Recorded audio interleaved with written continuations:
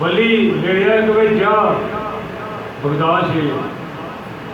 किस तरह गया वो बगदाद से मेरे मुर्शद पाक शहनशाह कश्मीर अदब का बादशाह गुरमिया का किस तरह लिखा तेरे मुंह काला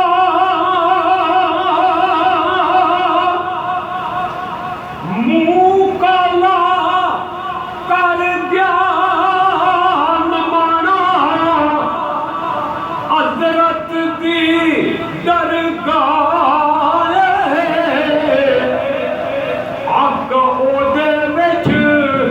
रहमत मंगी मीरा सिफारिश की अल्लाह पाक का बाद आया हुक्म जनाबू मीरा ना कर इसकी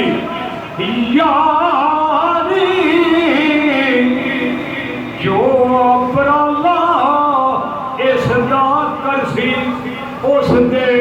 बाब खबारी इस गलू महबूबुल्लाही रोस होया मोर राय जा एक कदम आया ओना फिर आया हुक्म लाई समझाए शेर रोज पाक अल्लाह पाक जवाब दा रोज पाक अल्लाह ने रोज ए मरदूद ज़ियानी बख्शा